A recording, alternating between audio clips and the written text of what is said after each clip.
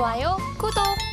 네, 서울경제TV 증시8 주간 브리핑 시간입니다. 서울경제신문에서 발행한 이슈 전해드리는데요. 첫 번째 소식부터 하나하나 짚어보겠습니다. 화면 살펴보시죠. 기술특례 위축, 세무사회 반발 겹쳐 제4의 인뱅 신사업까지 타격. 첫 번째 소식 전달드립니다. 3.3 상장 철회 가닥을 잡았습니다. 3.3이 한국거래소로부터 상장 승인을 받지 못하면서 신사업 추진에도 타격이 불가피할 것으로 전망이 되고 있습니다. 한국거래소는 3.3이 컨소시엄을 구성해 추진 중인 제4 인터넷은행에 대해서도 부정적인 의견을 제시한 것으로 전해졌는데요. 우선 3.3, 2015년도에 설립이 됐습니다. 사업의 내용은 세금 신고와 환급을 돕는 서비스를 제공하고요. 가입자 수는 무려 약 1,900만 명에 달하고 있습니다. 현재 한국 세무사회와 법적 분쟁을 이어가고 있다는 점도 함께 참고해 보시면 좋겠습니다. 한국거래소가 3.3의 상장을 승인하지 않은 배경에는 인터넷은행 진출이 실현될 가능성이 높지 않고 자금 소요 계획 등이 불투명하다라는 판단이 깔려 있는 것으로 보여지고 있습니다. 우선 또 인터넷은행을 설립하더라도 성공 가능성이 낮아서 오히려 위험 요소로 작용할 수 있다라는 우려를 나타낸 것으로 알려졌고요. 3.3과 한국세무사회의 법적인 분쟁 역시 일단락되지 않은 점도 주요 배경으로 꼽히고 있습니다. 한국세무사회는 지난해 8월 3.3이 무자격으로 불법 세무 대리를 했다라며 세무사법 위반으로 서울중앙지방검찰청에 고발을 한 바 있고요.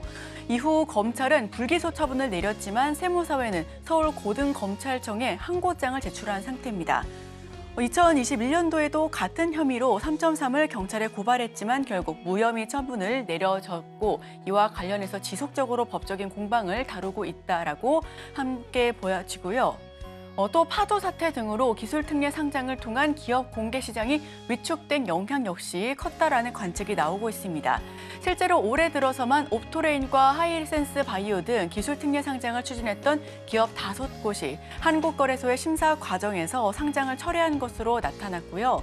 뿐만 아니라 특히 3.3과 투자자들은 회사가 적자 상태임에도 불구하고 5천억에서 6천억 원대의 높은 기업 가치를 희망했다라는 부분 역시도 한국거래소 입장에서는 이익이 나지 않은 상황에서 높은 기업 가치를 내세운 3.3에 대해 더욱 엄격한 잣대를 들이댈 수밖에 없었다라는 분석이 나오고 있습니다.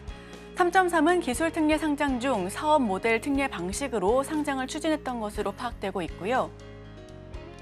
3.3이 상장에 실패할 경우 자금 조달 등의 문제로 현재 추진 중인 인터넷은행 설립에도 제동이 걸릴 것으로 예상하고 있습니다. 성장세가 크게 꺾일 수밖에 없을 것으로 보여지고요. 윤건수 한국벤처캐피탈협회장은 납득하기 어려운 이유로 계속해서 플랫폼들의 상장이 가로막히게 된다면 해외 국가들과의 경쟁에서 뒤처질 수밖에 없다라고 우려를 표하고 있습니다. 정부에서는 다소 부족한 부분이 있더라도 혁신 기술을 바탕으로 한 플랫폼 역량을 갖고 있는 기업들의 상장을 적극적으로 지원해야 코스닥 시장은 물론 국가 내 산업계의 역동성이 살아날 수 있다라고 설명하고 있고요. 거래소는 불투명한 수익 모델을 우려하고 있습니다. 파도 사태의 기술 특례에 대한 문턱이 높아진 탓도 있고 IT 업계는 기득권 단체 입김이 의심된다라고 우려를 표현하고 있습니다. 직방과 로또 상장에도 부정적인 영향을 미칠 것으로 보여지는데 증시와 산업 역동성을 훼손할 것이다라는 지적도 잇따르고 있습니다. 다음 소식입니다. 데이터 센터 폭증의 신규 원전 2, 3, 4기 건설 검토. 네, 이번에 데이터와 관련된 원전주 한번 살펴보도록 하겠습니다. 원전 소식 오랜만에 전달드리는데요. 올해부터 향후 15년간 국가 전력 정책 방향이 담기는 제11차 전력수급 기본계획 초안이 이르면 이달 말에 나옵니다. 최대 관심사인 신규 원전 건설은 2, 3, 4기가 포함되지 않겠느냐라는 관측 역시 제기가 되고 있고요. 이번 전기보는 윤석열 정부의 에너지 정책 방향이 녹아있는 첫 전기보이라는 점에서 관심을 끌고 있습니다. 지난해 1월 확정된 제10차 전기보는 새 정부 출범 초기라서 탈원전 정책 폐기, 원자력 산업 생태계 강화 등의 국정 철학을 충실히 반영할 수 없었다라는 점도 함께하고 있는데요. 제11차 전기본을 수립하는 올해는 10차 전기본 때와 비교해 전력 수요가 크게 늘어날 수밖에 없는 상황입니다. 우선 최근 반도체와 2차 전지 등 첨단 산업 신규 투자와 데이터 센터 확대, 그리고 전기차 이용 증가, 경기 용인 시스템 반도체 클러스터 조성 등이 반영돼야 하기 때문입니다. 지난해 여름철 자가소비 등을 합친 실질적인 최대 전력 수요는 이미 100메가와트를 처음으로 돌파했고요. 이 전력 수요 현황 및 전망치를 살펴보시면 2017년 84기가와트에서 2026년엔 110기가와트까지 껑충 뛸 것으로 보여집니다. 제11차 전기분 개요는 적용 시기가 2024년도에서 2038년도로 수립 주기는 2년으로 보여지고 있는데요. 폭증하는 전력 수요를 감당하기 위해서는 기존 원전의 활용도를 높이고 신규 원전도 지어야 한다는 것이 산업부 안팎의 기조로 보여지고 있습니다. 이 핵심은 건설 규모입니다. 정부 안팎에서는 2기와 3기, 4기 등 전망이 엇갈리는 부분인데요. 탄소 중립을 위한 전원 비율 전망 및 그 영향 분석 보고서에 따르면 2050년 이산화탄소와 메탄 등 온실가스의 순 배출량을 0으로 만드는 넷제로 목표를 달성하기 위해서는 원전 비중을 지금으로부터 40에서 45%가량 높여야 한다라고 판단하고 있습니다. 다만 원전이 경직성 전원이고 야당인 더불어민주당의 반대가 예상돼 휩싸리 규모를 확대하기 어려울 것이다라는 전망이 우세하고 있고요. 열린 원전 운영 정보에 따르면 현재 국내에서 가동 건설 중인 원전은 30기 정도로 추정되고 있습니다. 제11차 전기본 이르면 이달 말에 발표될 예정입니다. 총괄위는 금주부터 매주 회의에 돌입할 것으로 보여지고요. 첨단 산업 투자 등으로 전력 수요는 앞으로 더 늘어날 것으로 보여집니다. 다만 산업부 규모 등에 확정된 바가 없다라고 일단은 선을 긋고 있으니까요. 이와 관련해서 자세한 소식 더 전달드리도록 하겠습니다. 네, 다음 소식입니다. 수입약 아성깬 한미 로스젠 원외 처방 1위 등극했다. 네, 이번엔 한미약품과 관련된 소식 전달드립니다.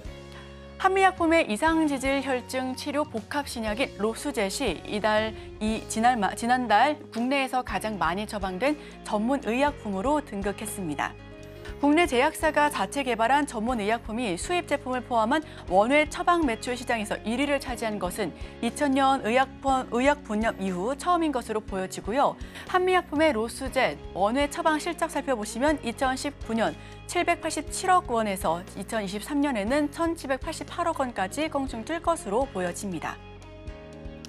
원외 처방 실적은 수입 의약품 비중이 높은 국내 약품 시장 역사의 한 획을 그은 것으로 평가되고 있습니다. 2000년 의약 분업 시행 이래 국내 제약사가 자체 개발한 전문 의약품이 원외 처방 매출 시장 1위를 차지한 것은 이번이 처음이기 때문이고요.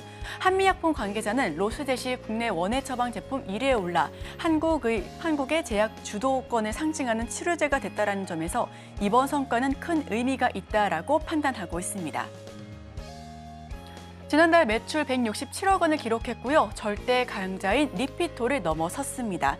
뿐만 아니라 2000년 의약 분업 이후 최초로 발생한 일이기 때문에 앞으로 한미약품의 실적 역시도 기대가 되는 부분입니다. 네, 마지막 소식입니다. 푸드테크 띄운 김동선 480조 시장 공략한다. 한화호텔 앤 리조트가 14일 외식 부문 자회사인 더테이스터블의 사명을 한화푸드테크로 변경하고 신사업에 낙정한 푸드테크 사업에 본격적으로 뛰어든다라는 소식 마지막 소식으로 전달드립니다.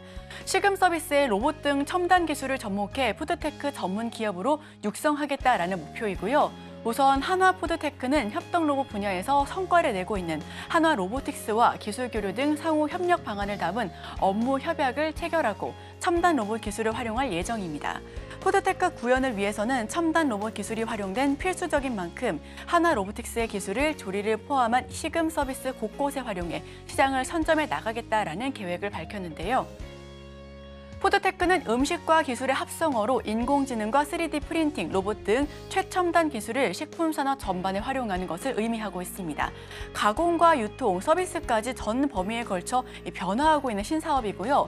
글로벌 푸드테크 시장의 규모는 2017년 2,110억 달러에서 2025년은 3,600억 달러까지 치솟을 것으로 전망하고 있습니다. 푸드테크가 전 세계적으로 주목을 받고 있는 것은 정보통신 기술의 고도화와 팬데믹으로 늘어난 비대면 수요, 식량 위기, 안보 문제, 여기에 더해 건강식에 대한 관심 증가 등에 기인하고 있습니다. 이미 미국과 유럽, 중국, 일본에서는 대체식품과 온라인 주문, 배달, 레스토랑 서비스 로봇 등을 중심으로 관련 시장이 성장하고 있고요. 국내 기업들도 앞다퉈서 푸드테크를 속속 도입하고 있습니다. 하나푸드테크 출범합니다. 자회사 더테이스트업을 사명 변경한 부분이고요. 하나로보틱스와 기술 교류 MOU를 체결할 것으로 보여집니다. 배달과 서빙, 로봇, 그리고 조리 등 선점을 노리고 있는데요. 전문 조직을 신설하면서 R&D 센터도 추진할 것으로 보여집니다. 네, 제가 준비한 소식은 여기까지입니다. 앞으로 계속해서 오늘의 일면을 통해 전문가와 수혜주까지 찾아보도록 하겠습니다. 저희와 끝까지 함께 하시죠. 좋아요, 구독!